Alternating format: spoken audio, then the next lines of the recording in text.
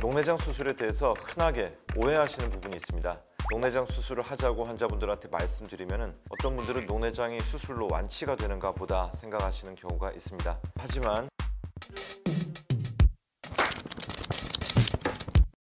안녕하세요. 센트럴 서울안과 최재한 원장입니다.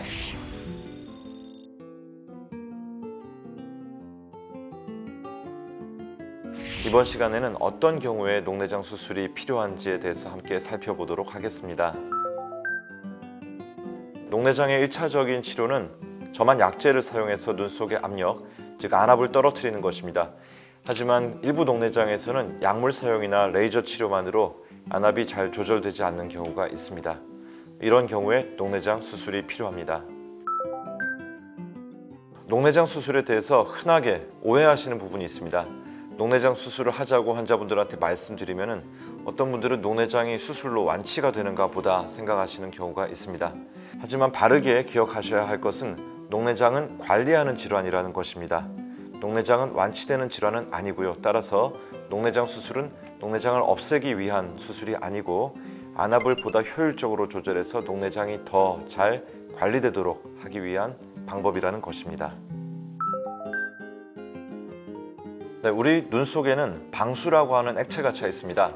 이 방수라는 액체는 눈 속을 가득 채우고 있는데 이 액체의 이동하는 경로에 문제가 생기면 녹내장이 발생합니다. 녹내장 수술은 이 눈 속에 갇혀 있는 방수를 눈 밖으로 빼내주거나 혹은 눈 속에서 생기는 방수의 양을 줄여주는 방식으로 수술을 하게 됩니다. 녹내장 수술에는 여러 가지가 있습니다. 전통적인 방법으로는 섬유주 절제술, 방수 유출 장치 삽입술, 그리고 레이저 모양체 광응고술 같은 것들이 있습니다. 그리고 최근에는 효과는 유지하면서 수술 부작용은 줄인 그리고 회복 시간을 조금 더 빠르게 하기 위한 목적으로 스텐트를 삽입해서 시행하는 최소 침습 녹내장 수술도 전 세계적으로 널리 사용되고 있습니다. 이거는 비유를 사용해서 설명하면 조금 더 이해가 잘 될 것입니다. 전쟁을 한번 생각해 보겠습니다. 우리가 전쟁에서 사용하는 무기는 권총도 있을 수 있고 소총도 있을 수 있고 스나이퍼건 같은 다소 약한 무기도 있겠지만은 험한 전투라고 생각이 되는 경우 기관총, 탱크, 전투기, 미사일 같은 센 무기들도 있을 겁니다. 무조건 센 무기만 사용하면 전쟁에서 이길 수 있지 않나 생각을 할 수 있겠지만은 강력한 무기들은 주변에 손상을 주는 범위가 넓습니다. 가능한 주변에 최소한도의 피해를 주는 무기를 사용하면서 전쟁을 이기는 것이 올바른 전략이라고 할 수 있을 것입니다. 녹내장 수술도 마찬가지입니다. 녹내장의 특성을 잘 파악해서 그에 딱 들어맞는 적합한 수술 방법을 찾는 것이 매우 중요합니다. 만일 여러분이 녹내장 수술을 받아야만 하는 상황이 되는 경우라면 선택할 수 있는 녹내장 수술의 옵션들은 어떤 것이 있고 장단점들은 어떤 것이 있는지에 대해서 담당 선생님하고 적극적으로 상의해 보시기를 권합니다. 간단하게 수술 방법을 설명드리면 눈 흰자를 덮고 있는 결막이라는 조직이 있습니다. 그 결막 부분을 절개해서 밑에 있는 복막 부분을 드러낸 이후에 그 복막에다가 체크밸브 시스템을 만듭니다. 거기서 방수가 적당하게 눈 밖으로 빠져나갈 수 있게 만들고 다시 결막을 덮어줍니다. 이런 방법을 통해서 방수가 결막하 공간으로 적당하게 빠져나가면서 안압이 조절되도록 만드는 방법입니다. 섬유주 절제술의 장점은 역사가 아주 오래된 수술이죠. 그래서 데이터들이 많이 있고 익숙한 의사들이 많이 있습니다. 그리고 알려져 있는 수술 중에서는 가장 안압 조절에 효과가 탁월하다는 점입니다.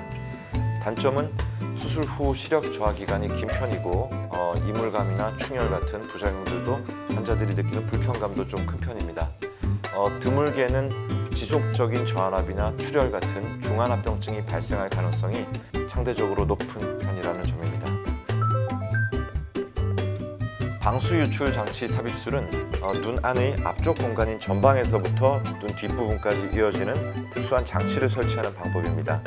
눈 안의 전방에 이어진 튜브를 통해서 방수가 빠져나와서 뒷부분에 있는 플레이트라는 부분을 통해서 방수가 눈 뒷부분으로 빠져나가게 되고요. 그래서 안압 조절이 이루어지게 됩니다. 섬유주 절제술은 흰자 윗부분에 바로 인접한 부분을 통해서 방수가 배출돼서 이 부분을 통해서 안압이 조절이 됩니다. 하지만 방수 유출 장치 삽입술 같은 경우는 방수가 안구의 뒷부분을 통해서 배출이 되기 때문에 눈 앞부분의 상태가 좋지 않은 경우에도 사용을 할 수가 있습니다. 따라서 그 섬유주 절제술이 한번 실패한 경우에 2차적인 수술 방법으로 선택될 수도 있고 예후가 좋지 않은 녹내장들, 특히 눈 속의 염증, 포도막염하고 관련된 녹내장이나 당뇨하고 관련된 신생혈관 녹내장 같은 좋지 않은 녹내장에서 1차적인 수술 방법으로 사용되기도 합니다. 네, 방수 유출장치 삽입술 역시 역사가 오래된 수술입니다. 안압하강 효과는 좋은 편이지만은 환자 눈 속에 삽입되는 장치의 크기가 상대적으로 큰 편이라서 이와 관련한 부작용들이 있을 수 있고 수술하고 나서 초기에 저안압이 발생할 가능성이 상대적으로 흔한 편입니다. 레이저 모양체 광흥고술은 눈 안에서 방수를 만들어내는 조직인 모양체에 눈 밖에서 레이저를 조사해서 이 부분의 기능을 떨어뜨려서 쉽게 말해서 수도 꼭지에 손잡이를 잠그는 거죠. 방수의 생성을 줄여주는 그런 역할로 안압을 조절하는 수술 방법입니다.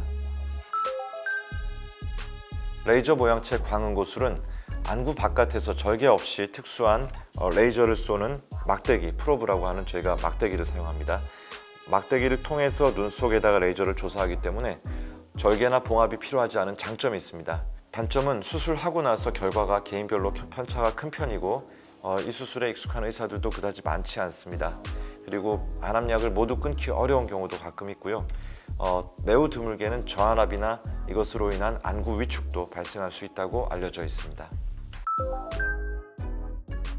네, 기존의 레이저 모양체 광흥고술의 단점을 보완하기 위해서 마이크로 펄스 방식의 레이저 모양체 광흥고술이라는 방법이 등장했습니다.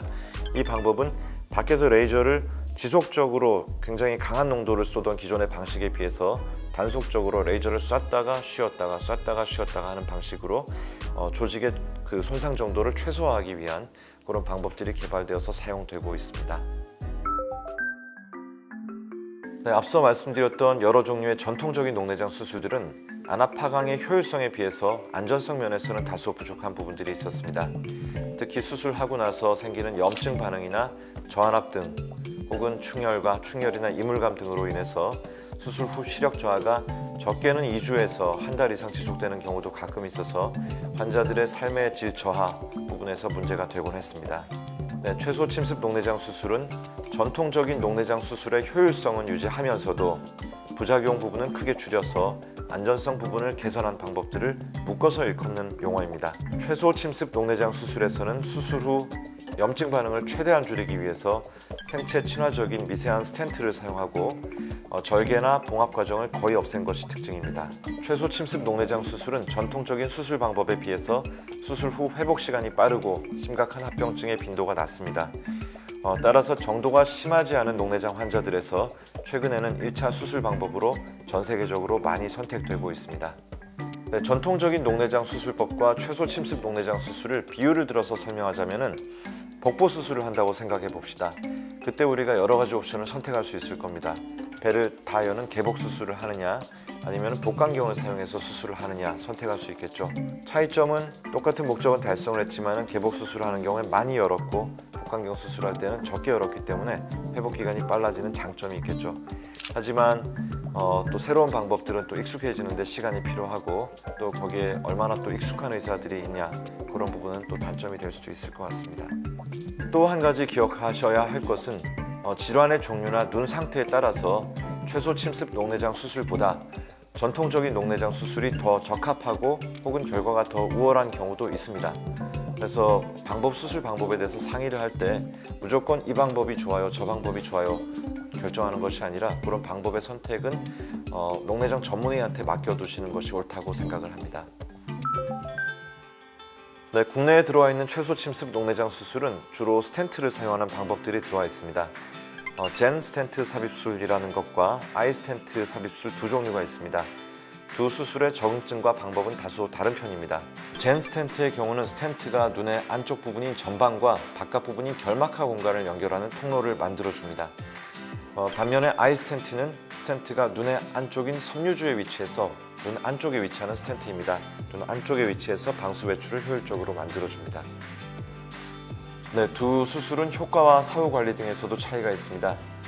젠 스텐트 삽입술은 안압의 하강 효과가 큰 편입니다. 반면 결막하 공간에 여과포라는 물주머니를 만들기 때문에 수술 후 관리가 다소 신경을 써야 되는 부분이 많이 있고요. 아이 스텐트 삽입술은 안압 하강 효과는 보통입니다. 하지만 눈 밖으로 만들어내는 여과포가 없는 수술이기 때문에 수술 후 안정성 면에서는 장점이 있습니다. 또한 아이스텐트 삽입술은 백내장 수술을 할 때 쉽게 병합해서 사용할 수 있는 방법이기도 합니다. 네, 최소 침습 녹내장 수술의 마취 방법은 모두 점압 마취로 가능합니다. 안약을 써서 마취하는 방법이죠. 전통적인 녹내장 수술인 섬유주 절제술이나 방수 유출 장치 삽입술 같은 경우에 대부분 점압 마취로 할 수 있지만 경우에 따라서는 안구 후방 마취를 해야 되는 경우도 있습니다. 수술 시간도 차이가 있습니다. 최소 침습 녹내장 수술은 대부분 20분 정도면 수술이 마무리될 수 있지만 전통적인 녹내장 수술들은 1시간에서 1시간 반 정도 수술 시간이 소요됩니다. 최소 침습 녹내장 수술과 전통적인 녹내장 수술의 가장 큰 차이는 수술 후 회복 기간에 대한 차이라고 생각하시면 될 것 같습니다. 아이스텐트 수술 같은 경우는 수술로 인한 시력 저하가 거의 없습니다. 그리고 젠 스텐트 수술 같은 경우는 한 90% 이상에서는 대부분 1, 2주 이내 시력이 회복이 됩니다. 하지만 전통적인 녹내장 수술, 섬유주 절제술이나 방수 유출 장치 삽입술 같은 경우는 저한압이나 출혈 같은 중한합병증이 발생하는 경우에는 시력 회복이 한 달 이후까지 지연되는 경우가 한 10%에서 20% 정도까지 있습니다. 환자 여러분들이 굉장히 협조를 잘 해주셔야 한다는 점입니다. 저희가 조직에다가 통로를 만들고 다시 결막을 덮고 혹은 스텐트를 삽입하는 방법으로 수술을 하지만 환자 각각의 상처 치유 속도에 따라서 결과가 많이 달라질 수 있습니다. 특히 수술하고 나서 몇 달 정도는 눈 속의 염증을 가라앉히기 위해서 스테로이드를 사용하게 되는데 스테로이드 안약을 제때 사용하지 않고 굉장히 소홀하게 쓰는 경우 수술 결과가 엉망이 될 수 있습니다.